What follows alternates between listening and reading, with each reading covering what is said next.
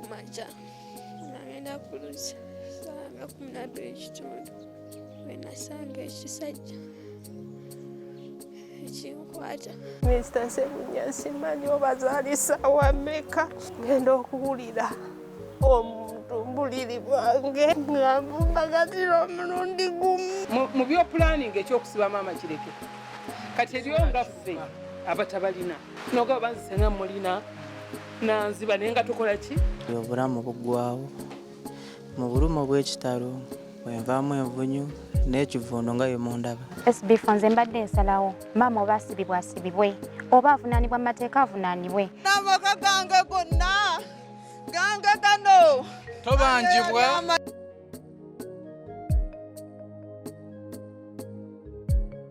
Muzzukulu wa Kabajja yakubuuzaako omugeyi Sebunya mwasuze mutya obudde bwa kumakya akasana kavuddeyo kano kabayita akasana akamukutula nsanja kalasamaya naye nasoma Oluganda. Okay, mbabuuzaako tuli ku SB4 Media Tuggussa Enssonga Bumalu ali ku kamera nga bulijjo. Tuzze okuwayamu okunyumyamu okuwangana ku magezi wamu ne ku buyambi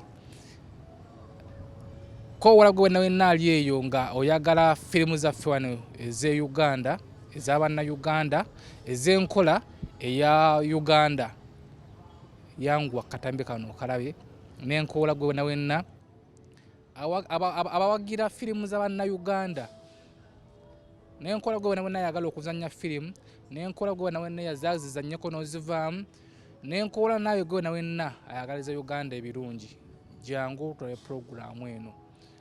Programu eno yanjawulomu tudde nga tukola interview ku bayimbi abafunye obuzibu naye nga tetufunangako chance kubazanya firimu afunye obuzibu mpozi manye naffe Evelyn Lagu vuddekawo nakati era embeera eri bwetyo naye nga ate siko waali twegamba nti Mukama yeebale. Tuzze tusinzidde wano ku muganzirwaza nga kyekitebe ekikulu ekyabazubayiri family. Tuzze ne taata waffe tuludde nze firimu yanasooka okulaba ey'ekina Uganda era firimu eyo yakola kyamaanyi nnyo okutugobera ebinigeria oba oliawo n'ebinaggana kubanga byali byegirisizza nnyo mu ggwanga lyattu Uganda naye ne batuzannyira firimu y'ekina Uganda gye bayita abakyala baagala ki. Netujja nga tumulaba tunayeko ku stage gwe wadde nabbosa gy'abadde atambulira eyo mu byalo ne mu bibuga ku stage omukulu abaddeko naye nga abaddeko nga embeera ye teyeeyagala bulungi alina ekirwadde ekimutawaanya gye buvuddeko waliwo ka interview ke nalaba wa mukwano gwange ensalawo okumunoonyaako naye nga lwe bamukubirako abeera si bize wabula nga ali ku treatment mu kitanda kumulongoosa kumujjanjaba sofa mu meetingidde nga embeera yese ekyalimbi naye oba oliawo nga n'amaanyi agogera agalina. Tusanyusa okukulaba nange munnange mbega okuza nange nsanyusa okusanga munnange kisanyusiza nti osobola muno okusekamu. Nsobola okusekamu kati mu biseera bino. Obulumi buli butya? Obulumi nkyabulina bungiko naye nga tebulinga buli we bwatandikira nga sinnaba kulongoosebwa essebo. Soko obuze kubali ku SB4 Media obayanjulira n'amannya. Bannange mwenna abali ku SB4 Media mbalamusizza nnyo. Amannya gange nze Kagwa Matovu Ramathan. Naye bakubadde bampita erinnya eryo erya Matovu naye ndi musajja mulangira. Era soon bajja kumpa erinnya erigwa mu bulangira. Erya Matovu eryo omanyi abalangira abalangira bangi bayingira mu bika ekyengabye ekyemmamba n'ebika ebirala okusinziira ku ntalo ezaaliwo nga bagenze mu mbeera y'okwekwekamu. So amannya ago y'engeri gye twagenda tugafunamu naye nga ndi musajja mulangira ava mu Ssekabaka Kibi Kaganda. Okay, Emisa Kagwa tubadde nga tulaba obutambi bwo ng'embeera mbi omukono embeera eno yatandika eti? Embeera eno eriko history muwanvuko kubanga nze nzijukira ndowooza omwaka gwali gwa 84 84 wenakola P7 naye nga nina akantu weekali wano ku mukono nga kazimbye katono bwe kati kaddugavu nga kaava wali we batukubanga edda twayitanga bikatu wekatandikira ni musajja munnamasaka kati neŋŋendako ekitovu mu ddwaliro dokita bagamba no tewalina mutawaana twala n'empeke zino obenga omira fine akantu kali tekannuma naye nga kagera ekiseera ne kansiiwa kakati awo ne kabeerawo wonna nensoma olevo ng'akantu ako weekali neŋŋenda ku HS ng'akantu ako weekali nga kagenda keyongerako we twamalira university ng'akantu ako weekali nga kagenda keyongerako naye nga tekannuma kakati mu mwaka gwa 2009 akantu gakyeyongeredde ddala kivudde ne mu kala eri eya black kyanyisobola ate okufuuleeta kala emyufu neŋŋamba nga ekintu kisuse kakati likely enough mu 2010 waliwo bali basajjon bajja nga bavudde France eyo nga bali Kisubi mu ddwaliro kati baba bambagulizaako jangu yolabe nawe osanga bayinza okukolako then neŋŋenda Ekisubi ne bankebeera ne baga yes we can work on it kati mu 2010 okwo ne banongoosa ne bakijjayo dda completely nosigala nga buulabwa nga twali kintu kyonna kiriwo neŋŋamba okay ne twala that sample ogikebera twalitwala wandegeyo eyo agikebera nga temuli bulwadde bwonna bulimu then ne bagamba nti no ebintu bino bitera okukwatakwata abantu fine kakati mba ndi awo mu 2011 ate nekikomawo ate bukyakomawo nga kisinzeeko kugamba kyajja n'amaanyi mangi awo nemba a bit worried ngamba what is this neŋŋenda emulago negenda emulago of course ne bansindika wano ku Cancer Institute ne banjjako ka biopsy bagende bakebere oba mulimu obulwadde bagenda okukebeera nga temuli bulwadde bwonna bulimu kakati neŋŋamba kati naawe kiddako ki kati mba kyaliko nga waliwo muganda wange actually tali ku ddaala lya dokita Sennoga ali Mmengo nangamba no yatugende tulabe mister tyali ku ddaala actually he was a professor Sebuliba ajja kulongoosa ekintu ekyo tulabe neŋŋenda Mmengo that is 2011 neŋŋenda Mmengo nanongoosa ne banziramu ne bannongoosa bwe bannongoosa awo nendeba eddala nga mponye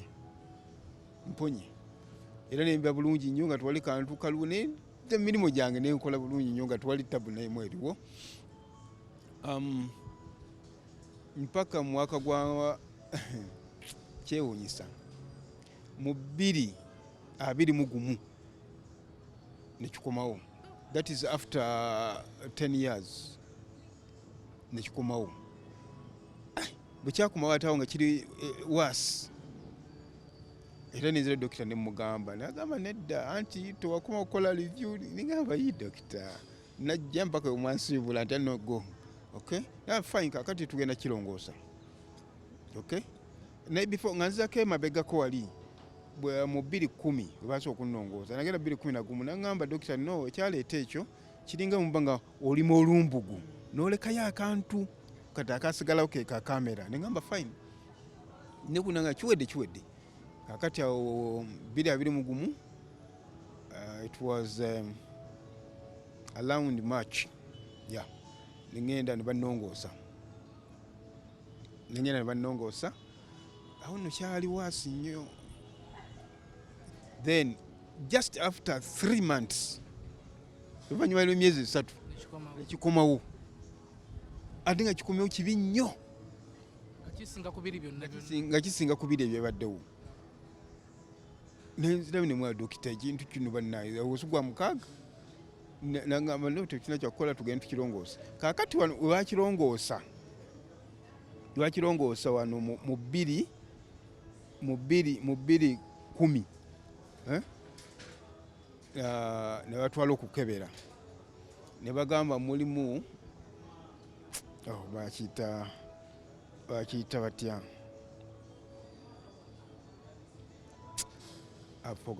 nerabidde badokita kye bawandiikako naye nga kitegeeza nti mulimu cancerous cells. Kakati bakiyita fibrosarcoma. Kakati dokita nenkitwala neŋŋenda Mulago, nzeko Katonda emabega nsonyiwa, neŋŋenda Mulago okwongera okukebera CBCs okulaba naye bagamba nga musaayi temuli kintu kyonna kirimu. Dokita agamba waliyo era agamba teri. Kiri dokita yakebera nanga fibrosarcoma. Kakati nga bagamba musaayi nga mulamu. Then before nga sinadde okugula omulundi ogwandibadde ogwokusatu neŋŋenda Mulago kati banga no olina okukola ebintu bino wammanga, olina okukola CT scan, olina okukola x-ray, olina okukola echo, olina okukola CBCs. Gamba ne bakyenga omubiri gwonna nga temuli kalwadde nakamu. Kakati ne balifutinga kiri ne bagamba nti emyaka 10 tegisobola kuyitawo nga wasangawo fibrosarcoma noba ng'oli bwoti. Tekisoboka.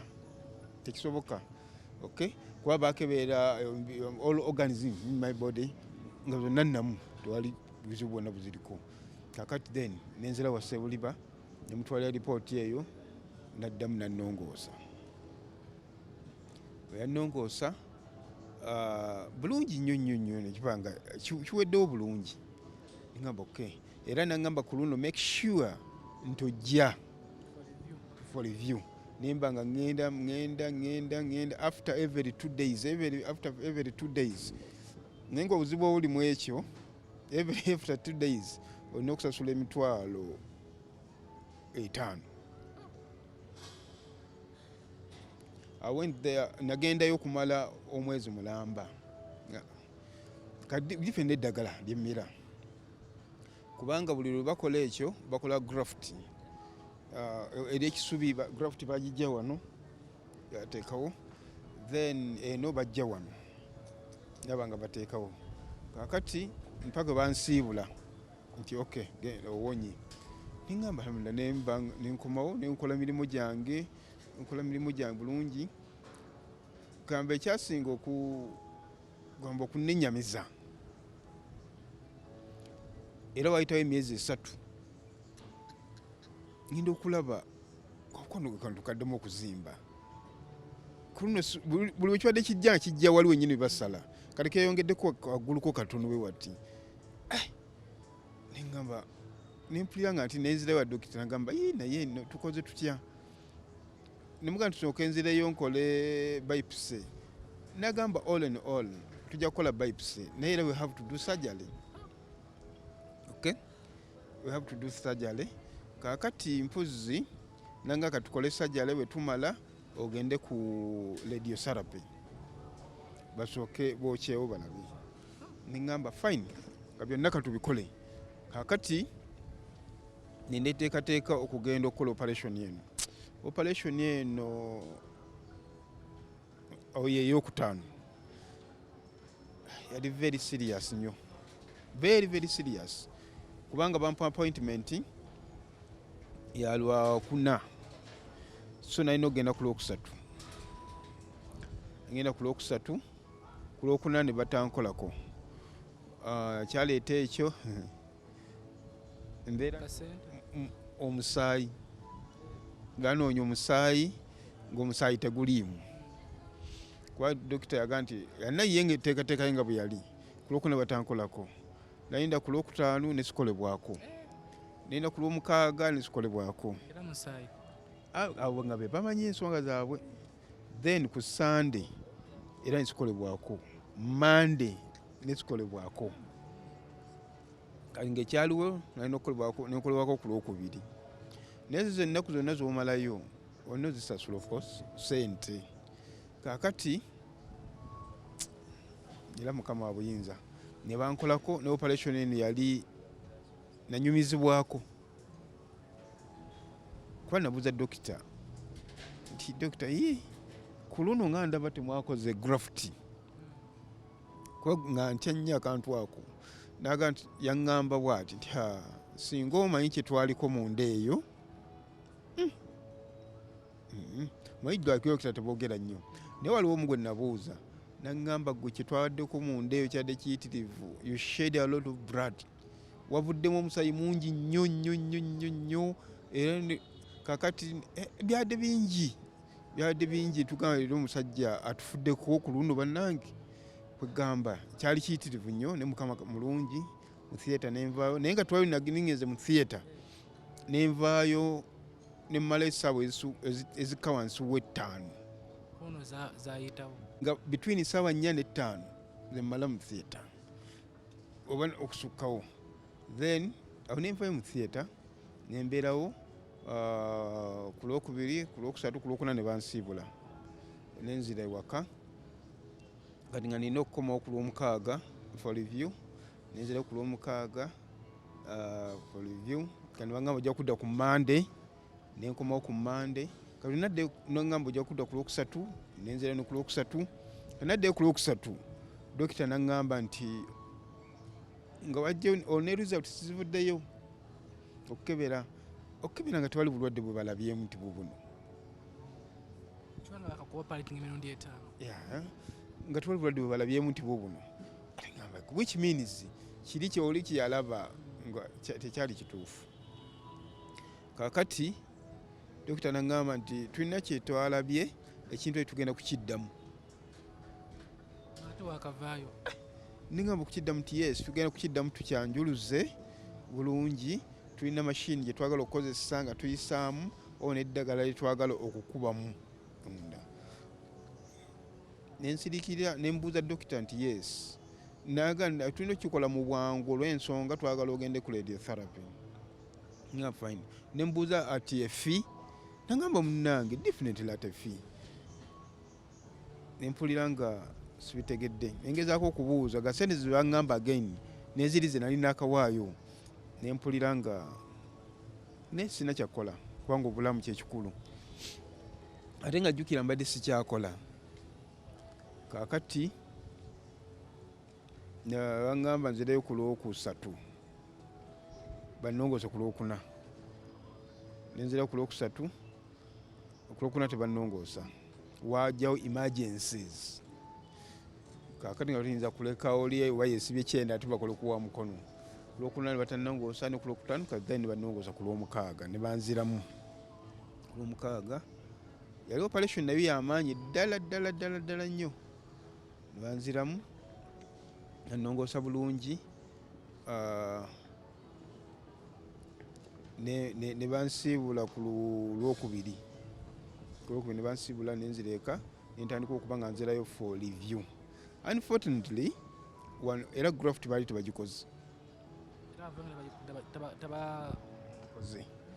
kakati nangamba ojja kujja ku lwokubiri tukole ka graft yawe its easy tusobola okakola mu clinic wano yange wano kati agenda okubikkula ekintu kino ndozanga yo omukugwa nina kyeyalabako ndaga nti no kantu kano tusaana tujja kuddayo mu theatre neŋŋamba ati efi naga nti era waliwo munange theatre eba theatre sorry neŋŋenda ku lwali lwakubiri yes lwali lwakubiri nagenda nanzekka ne bantwala mu theatre era nali mmanyi nti bagenda kusirisaako oba wano wokka era banzira ne bansirisa all along badde bansirisa nzenna addemu ne bansirisa ne bajjako wano graft gye bajjawo ne bateeka wano bulungi era nensulayo enkeera ne bansiibula era kati mbadde nzirayo for review every after 2 days nga nzirayo for review bwe butwenyimiridde ku nsonga eno wano wajja draft wano wo tewali buzibu waluma nnyo n'okusinga wano waluma nnyo n'okusinga gwe wawonna mangu naye nga waluma nnyo waluma nnyo mbeera eno yonna gy'otambudde naddala kuva wali bwe twalabira ka interview ko akasente ko badde okajjawa kuba ffe ng'abali eyo oba abalaba emizannyo gyammwe ne firimu walayi ndi sure nti temwaninga nnyo mu bintu ebyo akasente obadde okajjawa kati g'amazima gali nti akasente akagenze ku kintu kino kasente kangi tewaliwo eŋŋenze mu ddwaliro awo kwene operation nenvaayo nga esente emiliyoni 5 tezigudde sente mu kusooka nalinawo bwe nalinawo ng'omuntu naye okusookera ddala neebaza abantu bannyambye bannange benkola nabo bendi nabo mu industry ne bawero wishers bonna bannyambye era ekyo neebaza mukama katonda alhamdulillah rabbil alamin bannyambye abantu ebyenjawulo abooluganda ab'omukwano bannaddiini bannyambye yes kuba sente badde sina gyenyinza gizijja sente nyingi nnyo mu operation eno siziri ez'emabega wabula zina ebbiri zino nteekwa okuba nga obukadde obukugenda okunukkiriza mu 10 ago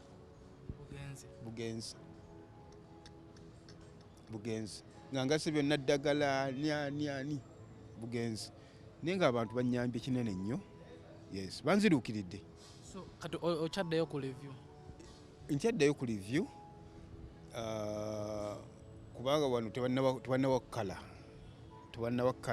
ne wano kisambi nawe tebannawakala yes nkyaddayo ku review mpaka wanaŋŋamba nti biteredde then ate bansindike ku radiotherapy process ekyagenda mu maaso ku luno radiotherapy oba mulimu obulwadde oba temuli nteekwa okugenda ku radiotherapy gamba nzijewo ebyekwaso byonna yes omuntu ali eyo nogenda eno era weetaaga akasente definitely taaga akasente kubanga kyemanyi simanyi sesoni meka zibananteekako okay?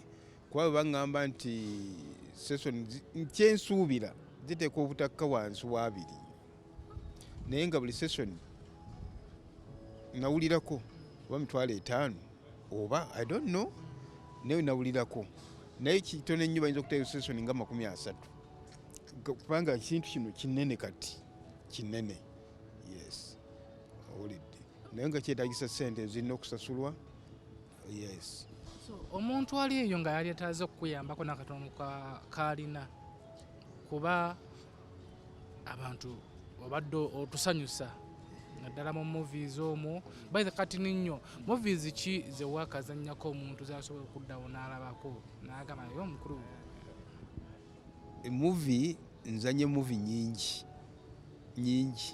ezimu naye sikyazijjukira naye nga muvi etayinza kunva mu mutwe ye muvi bayita abakyala baagala ki yabotola yes eyo twagizannya kuba nazannyanga jime naye nagizannya naffe ntuwulira nga tumatidde nti tukoze eki tituzannye yali yemabegako then muvi endala gye nazzaako bagibayita enkwe z'abasajja ndowooza sorry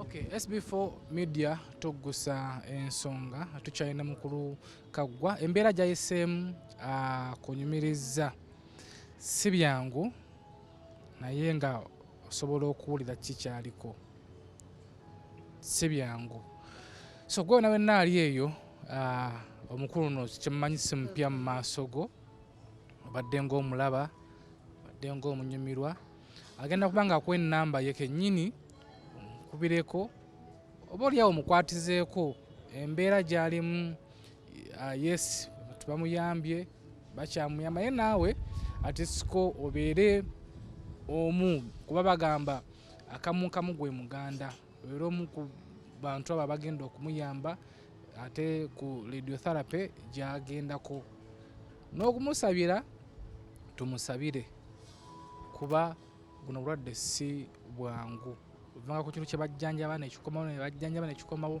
tusabe nnyo guno gwe kuba omulundi ogubanga ogusembayo okubeera ng'agenda mu theatre twagala okwerekereza omuntu ali eyo tusaba muwaka namba kenyini akako kwasobola kubanga oba afunyeyo olukumi oba ebbiri oba omutwalo oba emitwalo 5 kuba byo si byangu. Bannange bonna abatulaba obuyambi bwonna obwa buli kala mbwaniriza okukate n'essaala n'amanya eddagala na buli kimu.